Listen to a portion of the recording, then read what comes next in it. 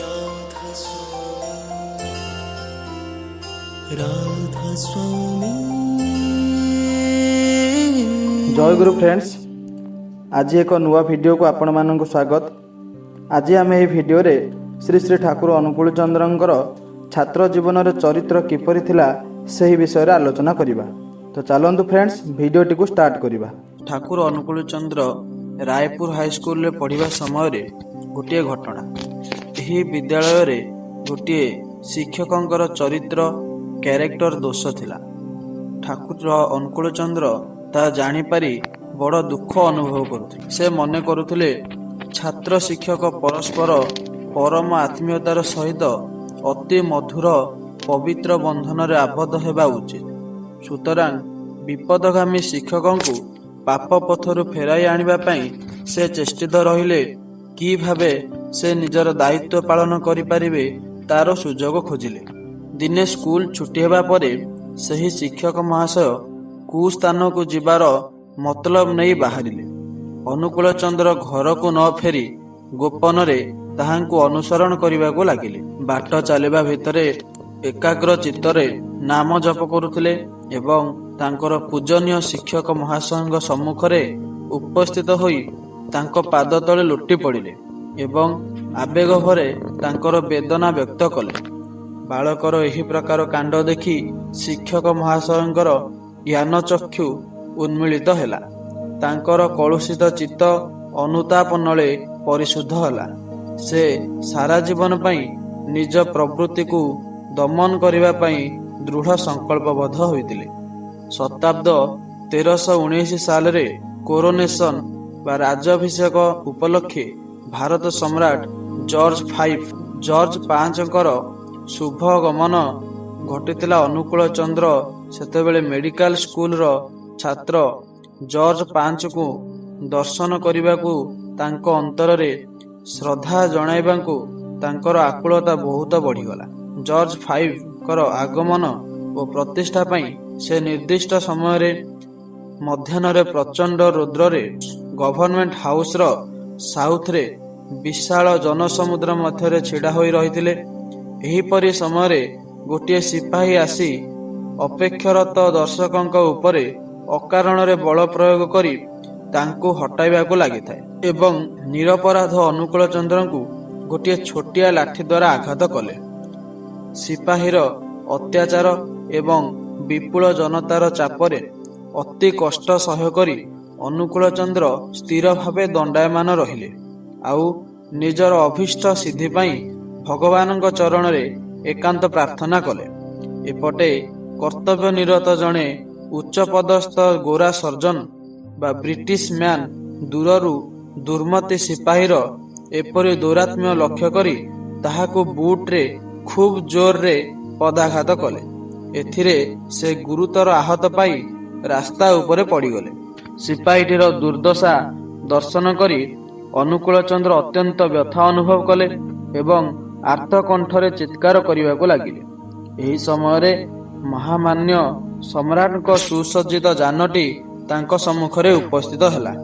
सौभाग्यर विषय गाड़ीटी सेहिठारे बेस किछि समय पई छिड़ा होई रहिला। एही समयरे एवं सुजोगरे अनुकूल चंद्र सम्राट महोदयଙ୍କୁ प्राण भरी देखिबार आशा मेंटाइले एवं तांकर उद्देश्य रे अंतरर श्रद्धांजलि निवेदन पूर्वक घर को प्रत्यावर्तन कले। आत्मज निबिड़ मातृभक्ति फलरे स्त्री जाति उपरे पिला दिनर अनुकूल चंद्रंकर एपरि सहज श्रद्धार भाव सृष्टि होइतिला जे नारी मात्रे ही से स्वयं गर्भधारिणी जननींकर ज्ञान रे भक्ति विनम्रित चित्तरे मान्य करि चलिथिले।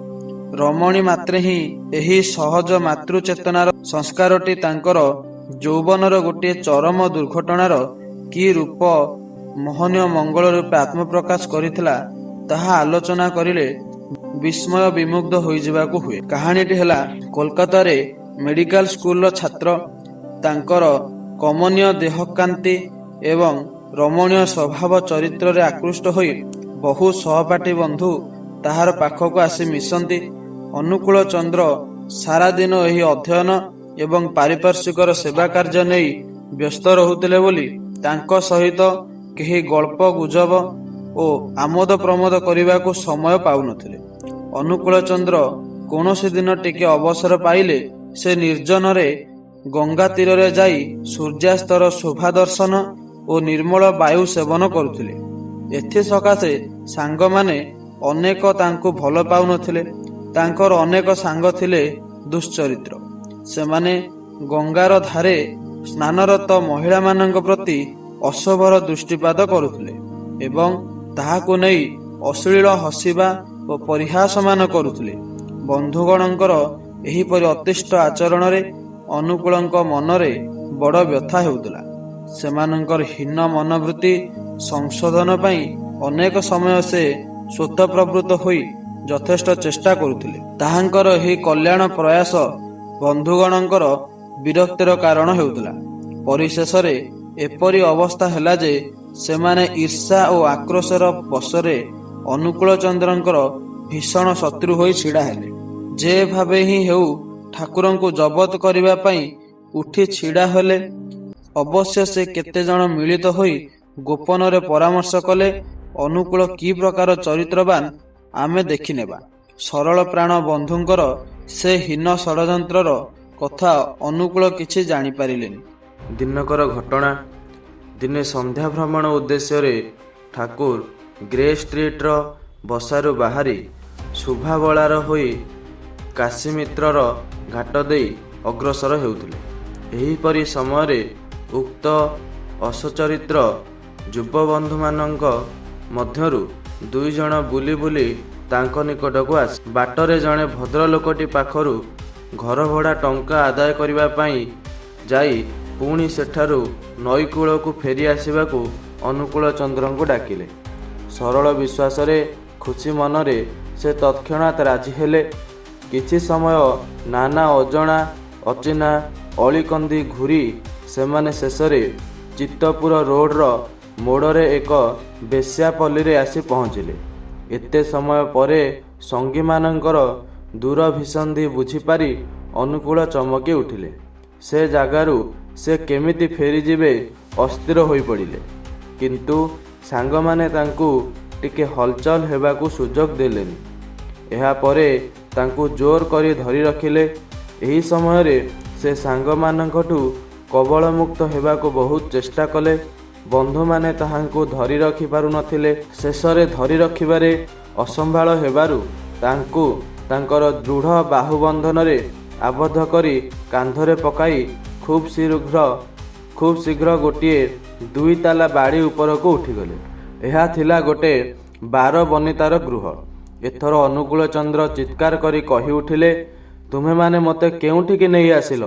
ଭାଇ, ତୁମମାନଙ୍କର 2 ପାଦ ତଳେ ପଡ଼ୁଛି, ମୋତେ ଛାଡ଼ି ଦିଅ। ଏହି ସମୟରେ କୌଣସି ଭାବରେ ଟିକେ ଛାଡ଼ ପାଇ ସେ ସିଢ଼ିରୁ ଓହ୍ଲାଇ ଯିବା ବେଳକୁ ଜଣେ ଯୁବକ ଶୀଘ୍ର ଦୌଡ଼ି ଆସି ତାଙ୍କୁ ଧରି ପକାଇଲେ।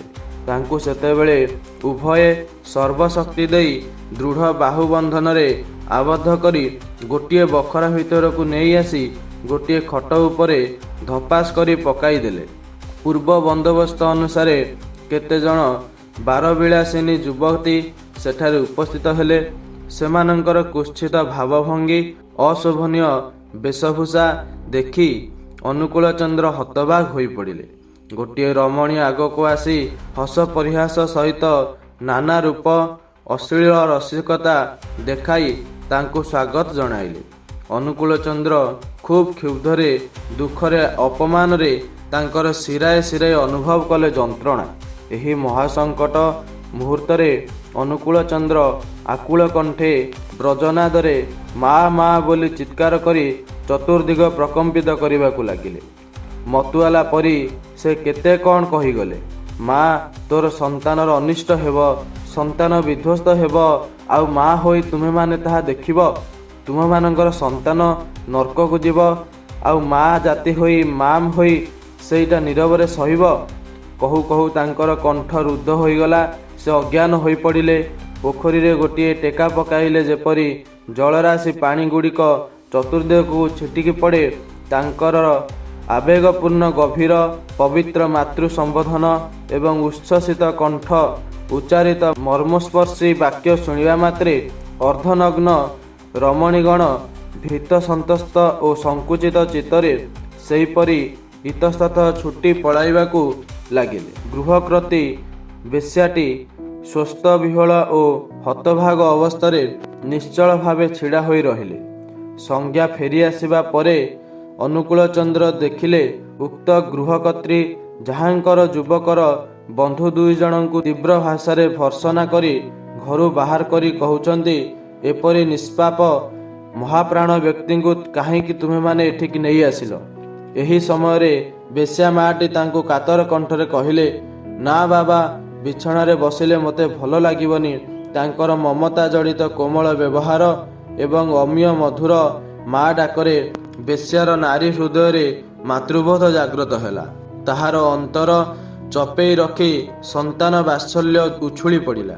ସେ ସେତେବେଳେ ବଜାରରୁ କେଇଖଣ୍ଡ ନୂତନ ଆସନ, କିଛି ଫଳମୂଳ ଏବଂ ଏକ ଗ୍ଲାସ ବିଶୁଦ୍ଧ ପାଣି ଆଣି ତାଙ୍କୁ ଖାଇବାକୁ ବିଶେଷ କାକୁତି ମିନତି କଲେ ଓ କନ୍ଦାକଟା ବି କଲେ।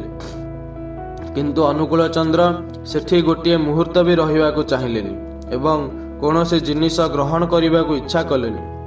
ଠାକୁର ଏଥର ଉଠି କୋମଳ କଣ୍ଠରେ କହିଲେ, ମା, ମୁଁ ଏହି କ୍ଷଣି ଯାଏ। ବେଶ୍ୟା ରମଣୀଟି ଛଳ ଛଳ ନେତ୍ରରେ ବାଷ୍ପରୁଦ୍ଧ କଣ୍ଠରେ କହିଲେ, କ'ଣ ଆଉ କହିବି ବାବା, ଯଦି ଚାଲିଯିବ ଦୟାକରି ଏହି ବାଟ ଦେଇ ଯିବା ଆସିବା କରିବ। ତୁମର ଏହି ଅଭାଗିନୀ ମା ତୁମକୁ ଦେଖି ଶାନ୍ତି ପାଇବ। ବ୍ୟଥିତ କଣ୍ଠେ ଅନୁକୂଳ ଚନ୍ଦ୍ର କହିଲେ, ମା, ଯଦି ସତେ ମୋତେ ପେଟରେ ଧରିଥାନ୍ତୁ ତେବେ ଥରେ ବି ଏ ପ୍ରେତପୁରୀକୁ ଆସିବାକୁ ତୋର ସନ୍ତାନକୁ କହିପାରିଥାନ୍ତୁ। ଏହା କହି ଅନୁକୂଳ ଚନ୍ଦ୍ର ଶୀଘ୍ର ଘରୁ ବାହାରି ଚାଲିଗଲେ। ରମଣୀଟି ସେତେବେଳେ ଛୁଟି ଯାଇ ତାଙ୍କର ପାଦ ଉପରେ ପଡ଼ି ମଥା ବଢ଼େଇବାକୁ ଲାଗିଲେ ଆଉ ଆର୍ତ୍ତନାଦ କରି କ'ଣ କେତେ କହି ଚାଲିଲେ। ସେ ଦେଖିଲେ ତାଙ୍କର ଅବିରଳ ଅଶ୍ରୁ ବହି ଚାଲିଛି ଆଉ କପାଳରୁ ରକ୍ତ ବାହାରୁଛି। ଏହି ଅବସ୍ଥାରେ ସେ ଜୀବନର କେତେ ପାପ କଥା କହି ଚାଲିଲେ। ଅନୁକୂଳ ଚନ୍ଦ୍ର ତାହାଙ୍କୁ ସ୍ନେହେ ଧରି ଉଠାଇଲେ ଏବଂ ସାନ୍ତ୍ୱନା ଦେଇ କହିଲେ। ତାପରେ ଧୀର ଶାନ୍ତ ପଦକ୍ଷେପରେ ଘର ଅଭିମୁଖେ ଚାଲିଗଲେ। ଏହି ଘଟଣାରେ କିଛି ଦିନ ପରେ ଶୁଣାଗଲା, ସେହି ବେଶ୍ୟା ରମଣୀଟି ତାର ସମୁଦାୟ ଧନ ସମ୍ପତ୍ତି କୌଣସି ସତ୍ ଅନୁଷ୍ଠାନକୁ ଦାନ କରି ଚିରଜୀବନ ପାଇଁ ପୁଣ୍ୟ ବୃନ୍ଦାବନ ଧାମକୁ ଚାଲିଗଲା। କଲିକତାରେ ଅଧ୍ୟୟନ କାଳେ ଅନୁକୂଳ ଚନ୍ଦ୍ରଙ୍କର ମାସିକ 10 ଟଙ୍କା ବନ୍ଦ ହୋଇଯିବା ପରେ ତାଙ୍କର କଲିକତାରେ ଚଳିବା ନିହାତି କଷ୍ଟକର ହୋଇପଡ଼ିଲା। କଳର ପାଣି ପିଇ ମାଇଲ ପରେ ମାଇଲ ଚାଲି ସ୍କୁଲରେ ପଢ଼ିବାକୁ ହେଉଥିଲା। ଏତେ କଷ୍ଟ କାହାକୁ ସେ ଜଣାନ୍ତିନି, କିନ୍ତୁ ଅଭାବର କଥା ଉପରକୁ କହିବାର ସ୍ୱଭାବ ତାଙ୍କର ନଥିଲା। ଆରମ୍ଭ କଲେ ସେ ହୋମିଓପାଥି ଚିକିତ୍ସା କରିବାକୁ। ଗୋଟିଏ ବାକ୍ସ ଔଷଧ ଓ ଗୋଟିଏ ପାରିବାରିକ ଚିକିତ୍ସାର ବହି ସଂଗ୍ରହ କରି ପ୍ରଥମ ଚିକିତ୍ସା ଆରମ୍ଭ ହୁଏ। କୋଇଲା ଗୋଦାମ ଓ ପାର୍ଶ୍ୱବର୍ତ୍ତୀ ମିଶିରି କାରଖାନା କୁଲି ମଜୁରିଆମାନେ ତାଙ୍କର ରୋଗୀ ଥିଲେ। ଦାଦା ଠାକୁରଙ୍କର ଭଲ ପାଇବାରେ ବିମୁଗ୍ଧ ହୋଇ ଔଷଧ ଯେମିତି ନିଅନ୍ତି ସେମିତି ଯେତେ ଟିକେ ସାଧ୍ୟ ଦାଦା ଠାକୁରଙ୍କୁ ପ୍ରଣାମୀ ଦେଇ ଧନ୍ୟ ହେବାକୁ ଚାହୁଁଥିଲେ। ଦେଇ ନ ପାରିଲେ ବ୍ୟଥିତ ହେଉଥିଲେ। ଠାକୁରଙ୍କର ଔଷଧ ଯେପରି କଥା କହୁଥିଲା, ଗୋଟିଏ ଟୋପା ଔଷଧରେ ଅତି କଠିନ ରୋଗ ଭଲ ହୋଇଯାଉଥିଲା। ଏହିପରି ଭାବରେ ସାମାନ୍ୟ କିଛି ଅର୍ଥ ଆଗମନ ହେବାରେ ତାଙ୍କର କେତେଟା ଅଭାବ ଦୂର ହୋଇଗଲା।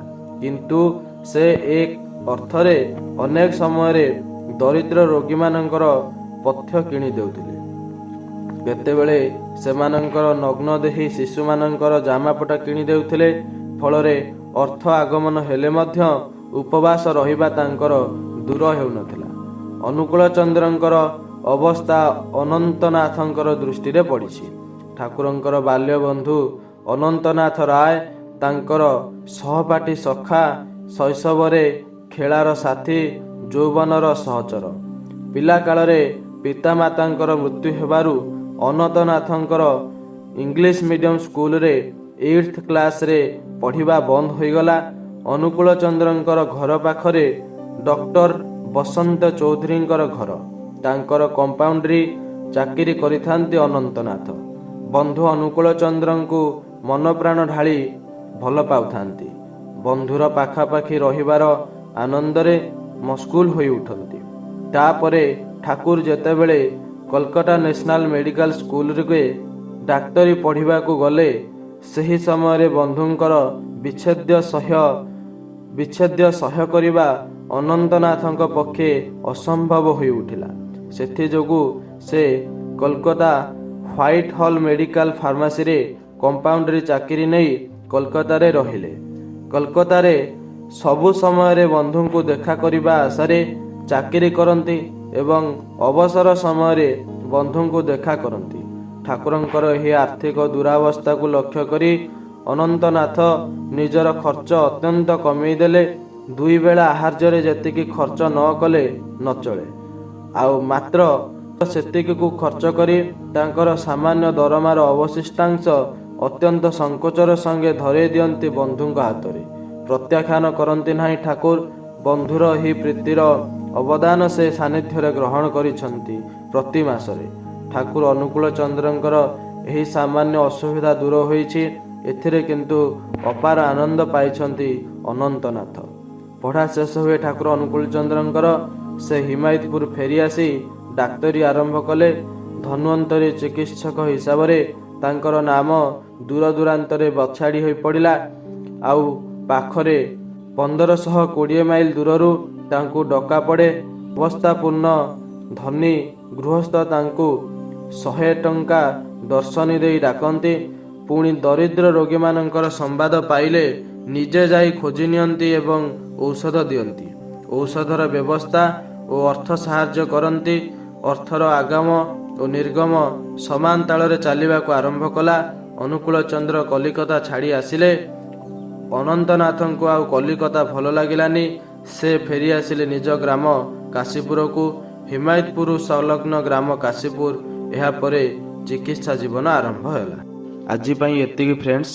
ପୁଣି ଦେଖାହେବ ଆଉ ଏକ ନୂଆ ଭିଡ଼ିଓରେ। ସେତେବେଳେ ଯାଏଁ ରହିଲି ଫ୍ରେଣ୍ଡସ୍। ସର୍ବେ ଭବନ୍ତୁ ସୁଖିନଃ, ସର୍ବେ ସନ୍ତୁ ନିରାମୟା, ସର୍ବେ ଭଦ୍ରାଣୀ ପଶ୍ୟନ୍ତୁ, ମା କଶ୍ଚିତ୍ ଦୁଃଖ ଭାକ୍ ଭବେତ୍।